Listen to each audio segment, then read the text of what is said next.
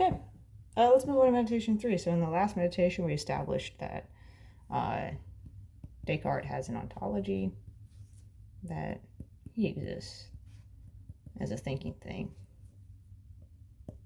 In this meditation, he's going to establish that God exists. He's going to provide two arguments for this. One is that we have the idea of God.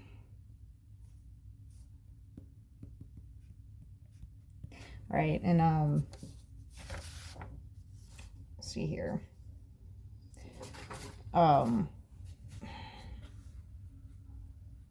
Okay, so we have the idea of God as a particular thing, and basically it's that he's an OOP. And this just means omniscient, which means all-knowing, omnipotent, all-powerful,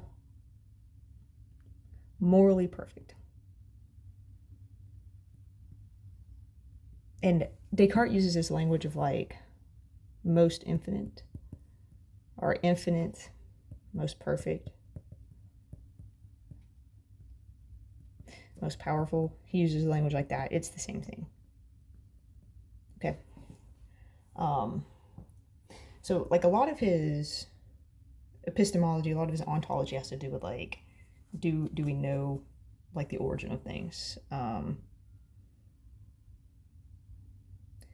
And he talks about like objective reality. And this is just to be like more powerful, to be more causally efficient. So he says on column 1, page 15, there's no doubt that those which represent to me substance are simply more, and contain, so to speak, more objective reality within them. That is to say, by representation, participate in a higher degree of being or perfection than those that simply represent modes or accidents. And that idea, again, by which I understand a supreme God, eternal, infinite, immutable, omniscient, omnipotent, the creator of all things, draw outside of himself, has certainly more objective reality in itself than the ideas by which finite substances are represented. So, right, so here's the first argument. Okay, we are finite. Actually, let's do this. All right, God is infinite. We are finite. We are imperfect. We are not morally perfect. We don't know everything, so forth. So how do we have the idea of how do we have the idea of God? That's his point here. Right? How is this possible? Because we know that we have it. Right? To have an idea is the same is as true as there being the thing it represents for him. Not that you're judging it to exist or judging it to be a particular way, but that having the idea is the same as it being true in a particular way. So how do we have the idea of God? Well, for him, it must be the case that something put it there, which came from God.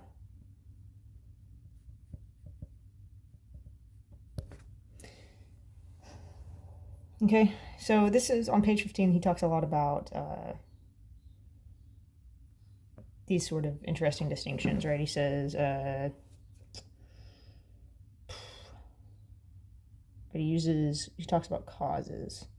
He says efficient and total, which is just the same thing. So this is from Aristotle. Okay, so Aristotle conceives of a couple of different types of causes: efficient, material, formal, and final.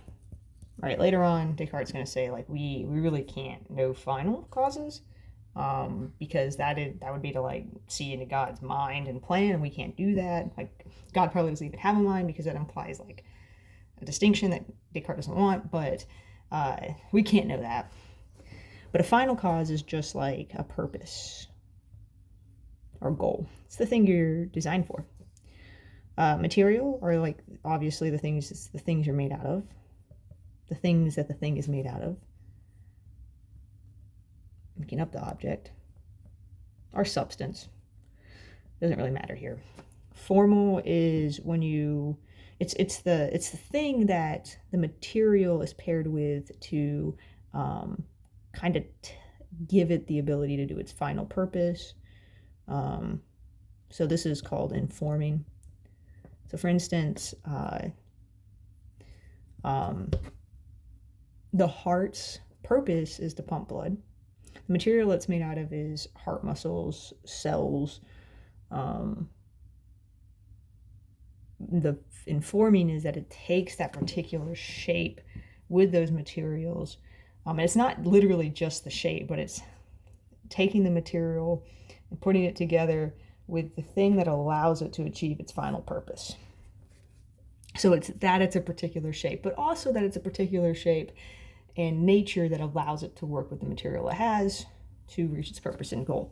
And the efficient cause is like the way we would think of a cause. So you throw a ball, it breaks the window. What's the efficient cause of the window breaking? That you threw a ball at it. Okay. So this is just like what we would think of as a cause. So Descartes is saying that this right here, this has to do with origin.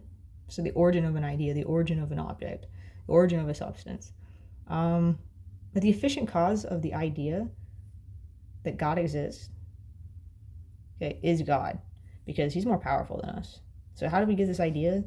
Okay, we can't have an idea of something that we're not, like, according to Descartes. So it's got to come from somewhere more powerful than us. And even if you say okay, well, what if it's not God? What if it's just a slightly more powerful entity? All right, you're still, Descartes says, going to bottom out in God. You're going to end up at God somehow. Right. And he says, like, God has more objective reality. Like, if you can have the idea of something like an OMP, then the only way that it could be better, and Leibniz makes this argument as well, but much more explicitly, is, like, the only thing that makes something that perfect even better is that it exists.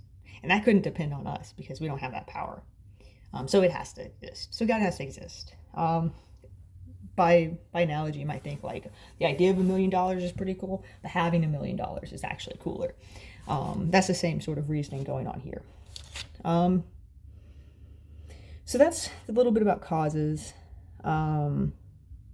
This is, actual, formal. So he says objective here. An objective for him is just to, like, be able to hold it in your mind. So, like, if you can have an idea of it, then there's some sort of objective reality to it.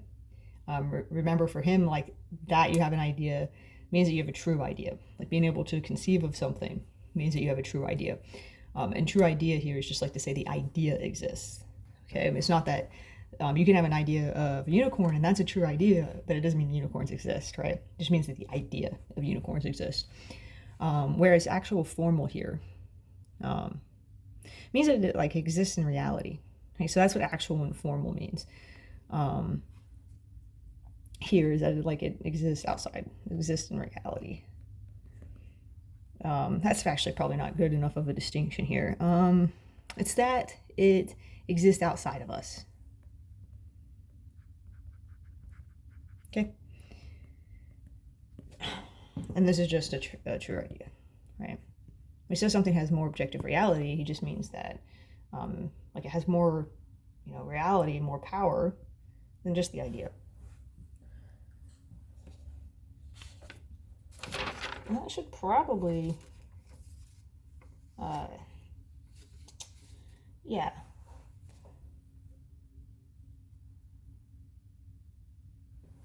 Just making sure that I've given you guys what you need. Oh yeah, here's where he gives his distinctions of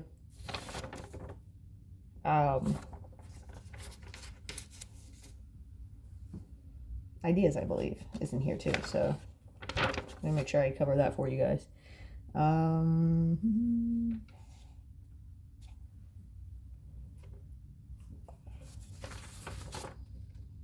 Wait, that's the next one.